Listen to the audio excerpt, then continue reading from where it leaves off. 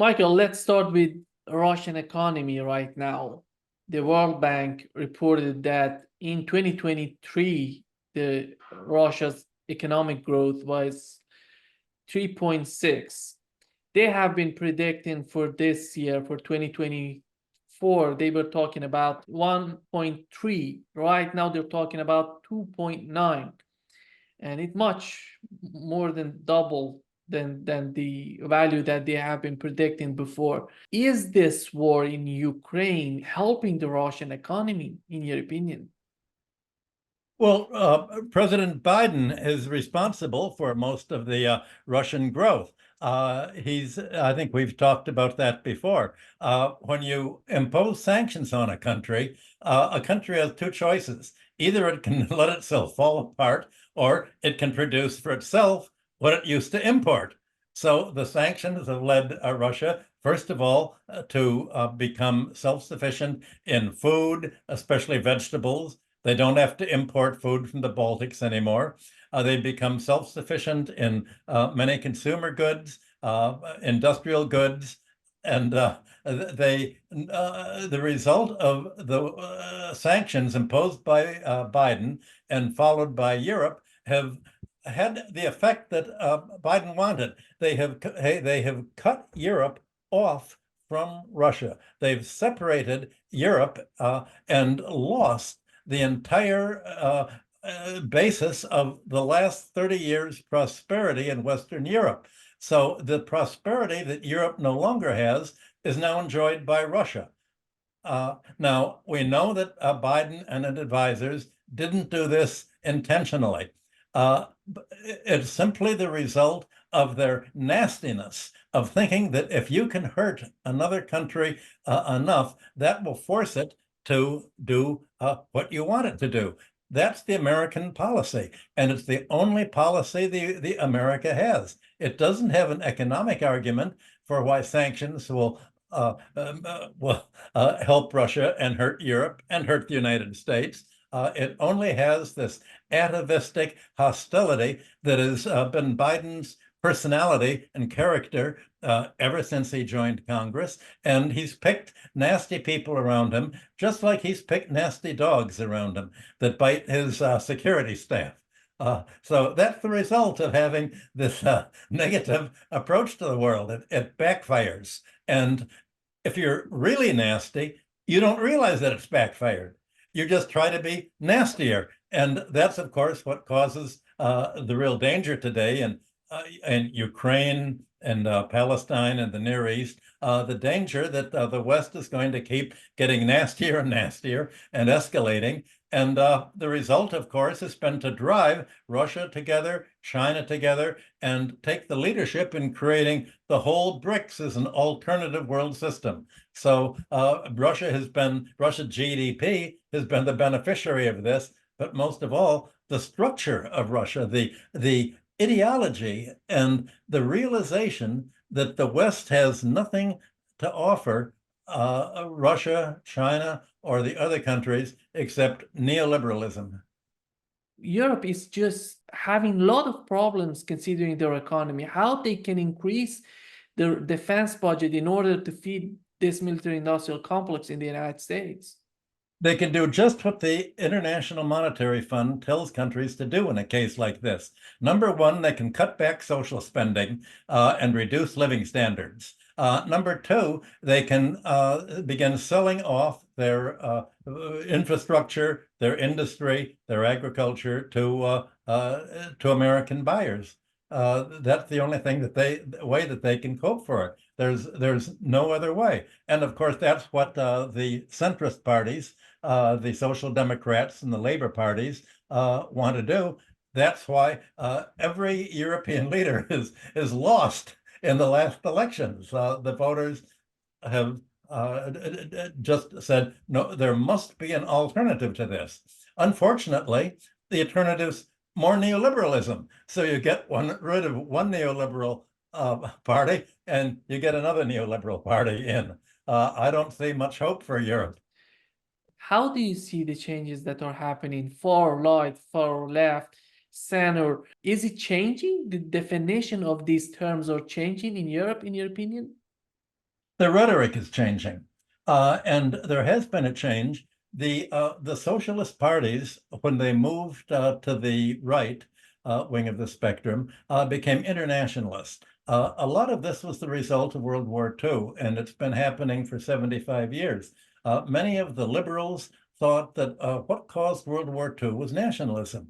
What's the alternative to nationalism? Internationalism. So they all thought that joining Europe together would end European war. And if you could have an international world economy, that would end war. What they didn't realize is that the international world economy has become unipolar, formed by dominated by the United States, and the United States is nationalist. So what you have is an internationalist economy that is dominated by the United States and its own national interests against other countries. And its national interests believe that it can only consolidate its power by preventing any other country from acting independently of the United States. And even if they don't act actively against American trade policy or financial policy, the very potential of them for being independent is looked at as a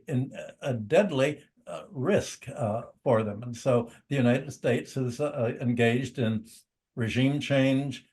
It's put 800 military bases across the world to prevent all this. Well, the effect of all this has been to drive the rest of the world together, and it looks like it's creating a new international order by the BRICS, by the 85% of the world population. And what you're seeing now is in response to the United States drive to control the world in its own interest. It's driven Russia, China, and Iran together, first of all, by creating the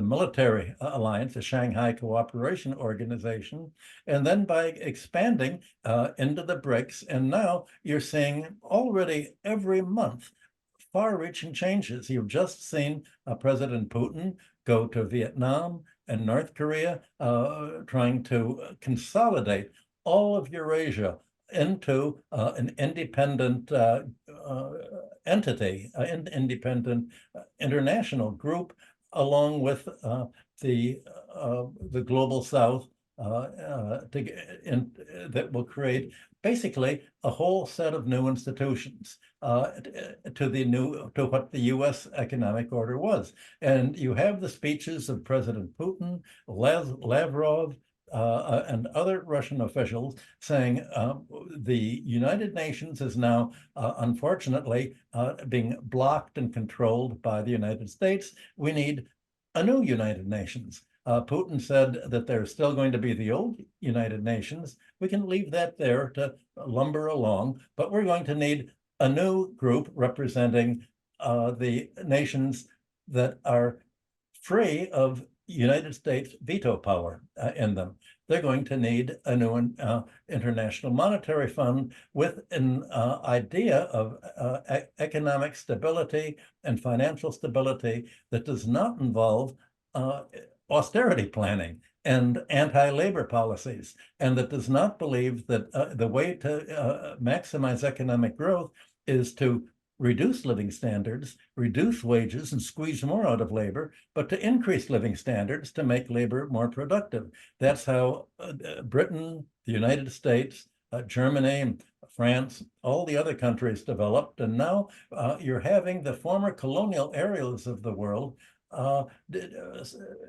reinvent the wheel by doing essentially what the Western economies did. And to do that, they have to be free of the Western economy's political domination, military domination, and above all, the financial legacy of international debt. Hillary Clinton recently just was talking about that Ukrainians have to go on offensive in order to help Biden. What are the roots of this kind of mindset? The war in Ukraine, is that important for the Democratic Party, or they're just pretending to be that way? Politics in America is a psychodrama, and it's very hard to explain to reasonable people how a country like the United States can be unreasonable. But the Biden administration and the Democrats generally and Congress generally thinks if we back a country, it has to win. And if we lose Ukraine, just as Biden already lost Afghanistan and lost the war against COVID, if they lose in Ukraine, that means that he should be thrown out and they'll get somebody who can be a better bully and win in the Ukraine. So somehow the thought of Ukrainian defeat by Russia will not only lose the election for Biden, but it will lead to probably to a loss of NATO being part of the United States foreign diplomacy. And that failure, Biden says, will lead people to think, oh, he's failed. Let's get a winner like Trump. And of course, what Trump will do is indeed end NATO, or at least end the American contributions to NATO, forcing Europe to pay the whole bill. And Europe is going to decide, do we really want to devote all of our growth in GDP to military spending as if the Russians will invade? I don't know if you watched the debate between Biden and Trump. Most people have simply talked about the fact that Biden was showing signs of senility. But worse than his senility is what he said. He said that if the Russians defeat Ukraine, they're going to march right through Poland and work eastward. This is the domino theory that Americans held 50 years ago during the Vietnam War. When I was working at the Chase Manhattan Bank in 1965, the man in the office across the aisle was a naval intelligence person. Intelligence agencies very often put their spies in banks because that's how you can trace things. And the naval intelligence officer in charge of Asian told me that if Vietnam defeats America, they're going to be in Los Angeles yet. Next. He actually said it. Can you imagine the Vietnamese marching into Los Angeles and trying to take it over? It's like in Casablanca, when Humphrey Bogart tells the Nazis, well, you know, if you try to defeat America, there's some parts of Brooklyn I would recommend that you don't go into. It's inconceivable that any democracy or any country in the world that's not a tight military dictatorship can mount a land army. And without a land army, you can't invade anyone.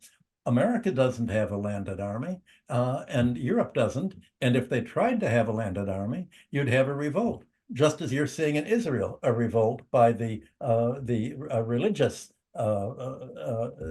Zionists who are refusing to let themselves be drafted. So the very thought of a Russian invasion marching right through to England is silly. No country is going to do that, but that is actually what the American neocons believe. That's called projection. They're thinking of what they would do to Grenada. And somehow this is their image of the world. You know, look what we did to Iraq. Well, we invaded. Look what we did to Libya. We invaded and destroyed it. Well, isn't that what Russia's going to do? Aren't other countries going to be just like us? That's the projection that you have in American foreign policy. Michael, we had two important visits of Putin recently. One was to China, and the other one was to North Korea. And when you look at these two visits, and especially when it comes to North Korea, what Russia can do, how Russia can contribute to North Korea, the situation they're having right now? Well, the basic plan of Russia and China is, as I said, to create a new economic order. Now, the problem is that they know that the United States is going to oppose this as an existential threat to itself. And if it looks at it as what Biden has said, an existential enemy, then obviously the United States is going to respond in a military way. So while they're spending the next probably year or two working out the details of BRICS financial relationships, a BRICS bank to finance trade deficits and balance of payments deficits, a whole ideology to juxtapose to the West. While they're doing this, they have to realize that, well, we have to do just what Russia had to do after the Soviet Revolution in 1917. America's forcing us to be militarily defensive, and if we don't defend ourselves, there's not going to be any opportunity to create the new economic order. So Putin and China both recognize that you have to put the cart before the horse and begin with the military protection to insulate themselves from any kind of American threat, so that they can proceed to create their own destiny. We know that one of the most important countries within NATO is Turkey. Recently, they are asking to join BRICS. And how do you see this type of movement on the part of Turkey, and how is it going to affect NATO? Well, Turkey's always tried to play both sides in both the West and the Russia and all the other parties at once.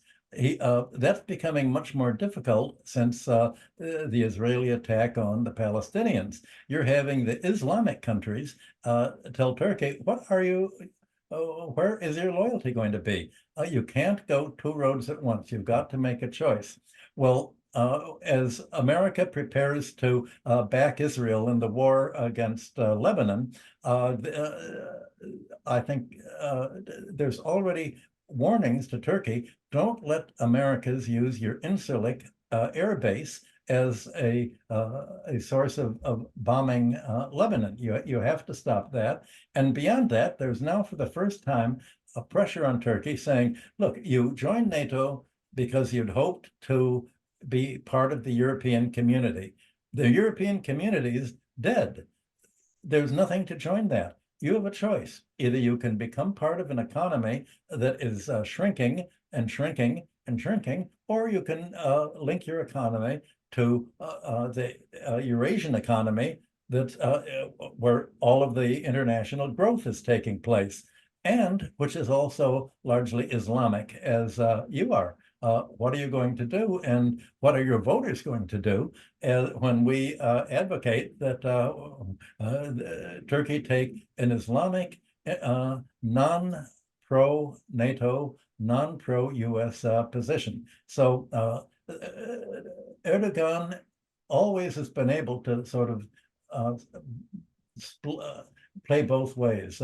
I was present when he and President Putin's predecessor Medvedev gave a speech in Yaroslavl over a decade ago, and you could see that Erdogan was trying to be as close to Russia as he could, but then he met with the Americans and tried to be as close to. Saying, you know, when are we going? Can you promote our coming to Europe? I don't think he can play that game anymore. Now, I don't know any Turkish diplomats to have any inside information at all, but you can see the pressures on him. Turkey is going to have to make a choice, and that choice may be made very quickly if indeed Israel attacks Lebanon. Do you think that with the changes that are happening right now in Europe, are they going to be able to just reconnect their ties with Russia, or the United States is not letting them to do that? There is no way that Europe can reestablish links with Russia unless it explicitly breaks from the United States. Well, of course, that's what you've just seen the elections in France, and they're pressing modestly for it. But the American pressure on Europe, European leaders, I should say, the American infiltration and subsidy of the social democratic parties, the Christian democratic parties, the labor parties is so great that the leaders themselves are so pro-American that you would need a new set of parties there, a new left. And there's only one left-wing party in all of Europe, and that's Sarah Wagenknecht's party in Germany. Needless to say, this is not going to be the dominant party for quite a while. And so I think that when President Putin said it's going to be an entire generation, 30 years before we can have a relationship with Europe again, I don't see how Europe can really wake up. It's going to have an ideological change, an economic reorganization. The United States is going to impose sanctions on them. President Trump is going to impose very heavy tariffs on Europe. It's the very first choice of Europe is going to be, well, if America is not going to pay for NATO, how are we really going to rearm all of the armaments and the tanks and the missiles and the weapons and the airplanes that we've depleted our stocks and sent them to Ukraine? Are we really going to rebuild that and remilitarize? Or are we going to have a peace dividend where we can rebuild our economies? And the parties are unanimous. We don't want a peace dividend that would raise wages. It would labor would be employed, wages would go up, and we, the financial sector, would lose the class war. And that's still what Europe is all about. It has a rotten class war going within it, and the problem is not simply Europe versus the US, it's the European industrial and financial elite against the population at large. That's why the population at large has voted the existing parties out of power, but they really don't have a choice except for what's called the far right parties, which means the left-wing populist parties, or the parties that are saying what the left wing used to say, without any real plan of following what used to be the left-wing socialist policy base of active government, subsidy of interest of industry, subsidy of living standards, and building up of the social infrastructure that Europe was indeed doing in the decades or so right after World War II. Do you see that this conflict going for decades in Ukraine, or we are getting to the final stages of the conflict in Ukraine? NATO has promised that this will go on forever and forever until Russia is defeated and can be broken up into 5 countries, and then America can go and do the same in China and break it up into ethnicities. It will go on for 100 years, NATO says. And NATO really governs Europe. The European Commission and NATO are the administrative parts of Europe, and their voters really have very little to say about electing local national leaders for all this. So as long as NATO and the European Commission remain in existence, there can't be any kind of negotiation. And so President Putin has said, famously, the West is non-agreement capable. So the only kind of negotiation is Russia says, we're going to win in Ukraine, and the negotiation will be, we will dictate the terms of peace. The solution can only be won on the battlefield. It cannot be won by negotiation, because who are we going to negotiate with? You can't negotiate with Ukraine because they're American puppets right now, unless we win and we put in our own the leaders that we back, probably military leaders and opponents of the current regime, and that's not a negotiation. That Russia is in a position to dictate the peace. There's no reason for it to negotiate away anything. And even if it negotiated, the NATO says, well, we'll promise not to fight. We'll promise that there's a ceasefire, and then we'll really hit them. We'll just pretend to negotiate, and then we'll attack. That's what NATO does. That's what America does. And that's what they've already done to Russia again and again and again. And so Russia has said, no negotiation. President Lavrov has said, I think we should downgrade the embassies of Europe here because there's nothing to say. We realize that Ukraine is a puppet of the US, that the European leaders are really NATO generals, and they're all appointed by the US, and we can't negotiate with the US because they lie. They break their word. So the solution in Ukraine will come when Russia finally decides to defeat the West at to such a degree that it can restructure NATO and restructure Ukraine and create a domestic government. Well, the West and NATO said, well, at least what we have is terrorism. At least we can continue to keep lobbing missiles into Ukraine, just as Kiev was lobbing missiles into Luhansk and Donetsk. We can just continue to try to destabilize. And at a point then, when Russia has been able to neutralize Ukraine itself, and the NATO and Americans begin to take off from Romanian bases or Polish bases, then America is going to begin attacking the airfields in Poland, Romania, or wherever there may be F-16 planes capable of carrying atomic bombs. Because Russia said, if you have a plane capable of carrying an atomic bomb, whenever that plane takes off, whatever it's carrying, we're going to not only blow it up, we're going to blow the base up that it took off from. And blowing the base up means blowing up all the runways. Because these planes are very delicate. If there's a lumpy runway, they apparently tip over and bump their nose. Yeah,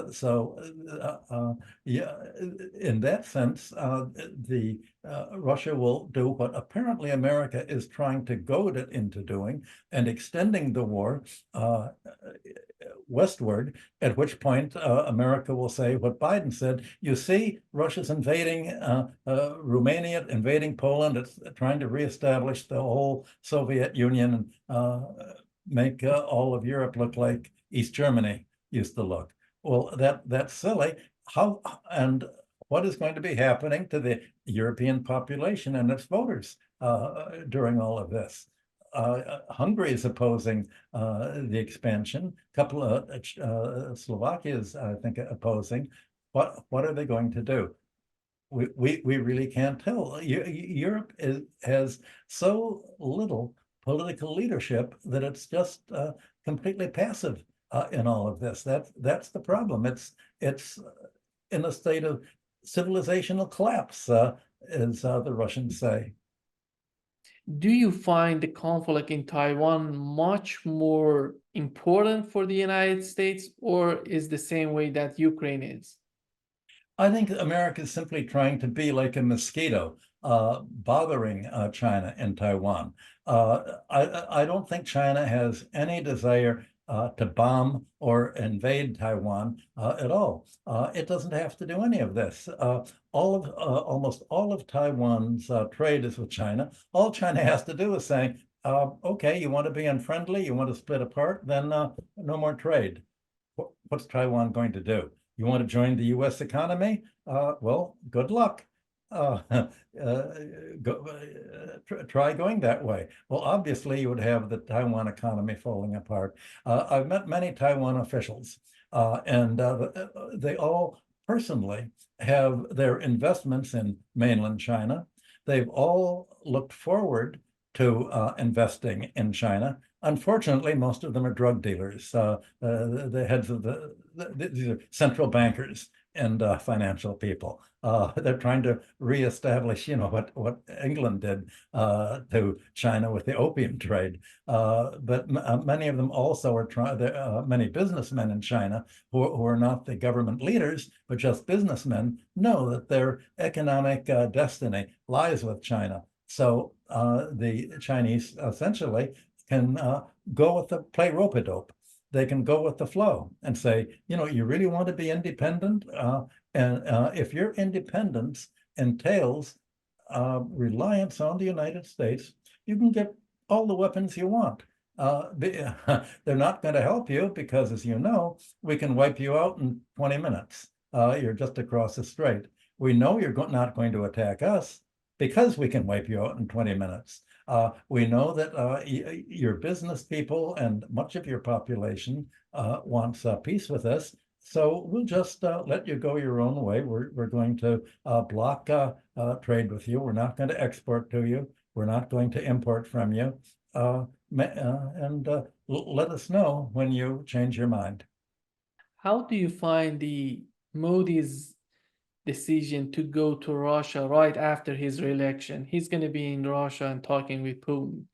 And how important is Russia for India at this particular moment?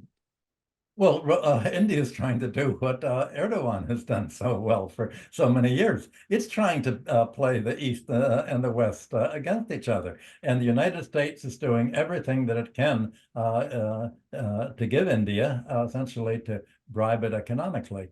India is trying to get the best deal that it can.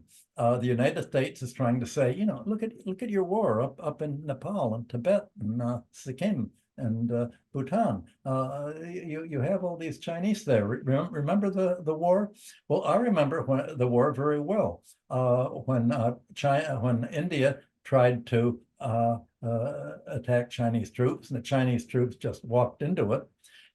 And I gave a speech before the Security Council at the United Nations. And I said, there's only one solution. I was joking, but I said one solution to the Indian problem. That Chinese will walk into India, they'll eat all the cattle, and they'll walk back to China, and well, the rest. And the Indian delegates all came up to me, shook my hand, and said, "You've got it. That's really what the situation is. This is all for show for the voters. It's all basically a show." Well, all of these Indians have now died of old age. This was way back 50 years ago. And I think that they realize that there's no chance of their winning any real military conflict with China. The United States is going to try to give them arms, going to try to provoke some incidents that will make China economically unfriendly with India. I would hope that the Indians are savvy enough not to fall for this. I think they're probably using the meetings with the United States to say, what'll you give us? And now Modi has gone to meet with Putin, and I bet he's saying, what'll you give us? What'll China give us? Give us a real choice so that we can make a decision, because it's going to be very hard for us or any other country in the world to be independent. And when the world is breaking into two parts that are really a civilizational break, you can't go two ways at once anymore. You can't try to be a mediator, because there's no mediation. These two political areas are economically separating from each other, and this separation is, I think, now irreversible. And I would hope that India recognizes that. And India is supposed to be part of the BRICS, and since Russia is now heading of the BRICS, and I think there's a BRICS meeting coming up in the next few weeks, I think the discussion that Modi is having is, well, what is our role in BRICS going to be? Do you trust us or not? And I think Putin is probably telling him, I would imagine, that, well, India, you are a member of BRICS, but if you're really taking the US side in discussions, and you're essentially casting a US-backed veto of the policy decisions that the BRICS are making, then I'm afraid you really don't belong in BRICS anymore. It's a different India than it used to be. And I bet that that's what the discussion's all about. When Turkey joins BRICS. This would be the first country, the first NATO country joining BRICS. Fire a trigger, forcing the decision to make. Erdogan is going to try to avoid making that decision as long as he can. He's going to try to play it both ways. But if there is an attack on Lebanon, that is going to lead Turkey very quickly, could be even this year, to say we can't be a part of a NATO that is attacking Lebanon and our fellow Islamic co-religionists. We'll withdraw from BRICS. And Hungary, why don't you come with us? You can just imagine what's going to be happening. And the US diplomats seem to have no idea of what's happening. I don't think they listen to your show. Michael, do you think that Hungary, Serbia, and Slovakia, are they thinking of joining BRICS? It's right now, because of their geographic location, their economic ties are very close to Europe. I think they will not join BRICS until Europe formally breaks up. And they have to wait until their joining BRICS will not result in an economic trade and investment and demographic interruption of all of this. And what they will try to do is act as worthy alternative to the current Eurozone leadership. Let's create a new Europe now that Europe has decided not to become part of the military NATO anti-Russian group anymore. Once NATO is gone, I think all of Europe is, not only the three countries you mentioned, but other countries are going to decide how are we going to remake relations. As I said, it's going to be very long before Russia trusts them, but I think Russia will trust Hungary and Serbia and other countries that have shown themselves to be supporting Russian interests and not supporting NATO interests all along. Yeah. You talk about the conflict in Gaza. Do you think at this moment we've learned that the United States was offering a defense treaty to Saudi Arabia in order to convince them normalizing their relationship with Israel? And it doesn't seem that that's working for Saudi Arabia. How do you find the United States foreign policy in the Middle East, and how the face of Middle East is changing in your view? Well, Saudi Arabia, again, is an example of an inherently unstable economic situation.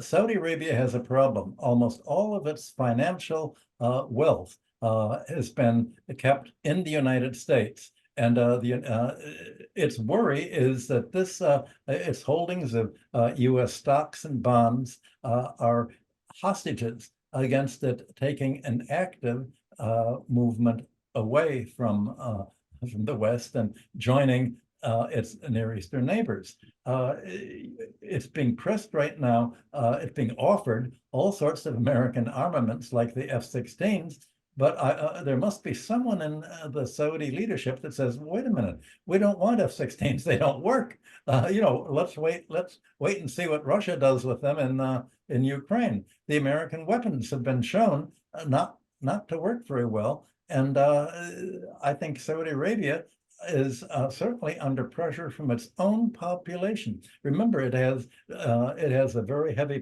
Palestinian population, just as Jordan does. And the question is, how independent can the Saudi leadership be, not only from its own population, but from the Islamic population in general, despite the Shiite and Sunni split. So I think that it is having to think about the unthinkable. It's having to look at alternatives that have never existed or been pressing for it before. And for the time being, it's going to try to do nothing, as little as possible. Obviously, the proposed agreement with Israel is over permanently.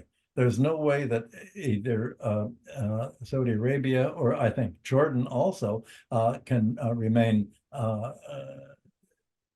allies virtually of Israel and without so much counter pressure that it just won't work. The problem is how independent will the Saudi leadership be of all of the forces around them, and how much have their whole leadership been westernized and Americanized that they're going to somehow resist this Eurasian movement. Well, they're part of the BRICS now too. So what I've said about India applies just as well to Saudi Arabia.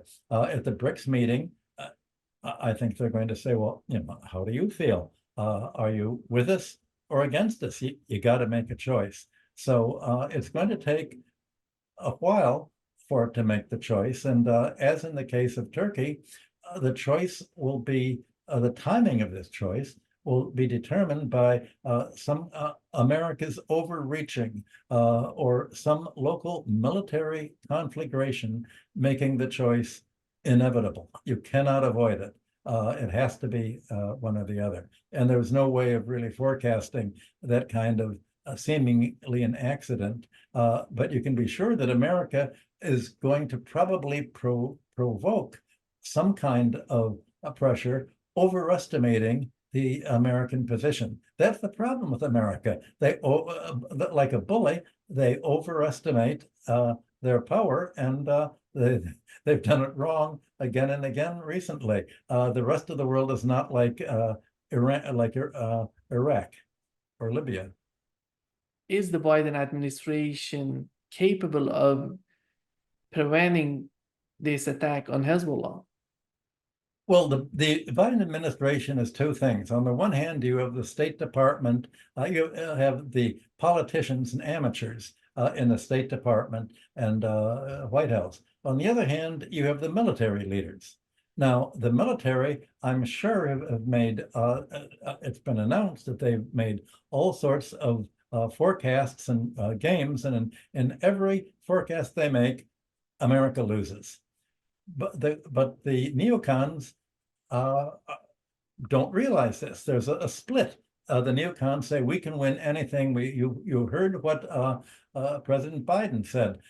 We're America. We've never been defeated.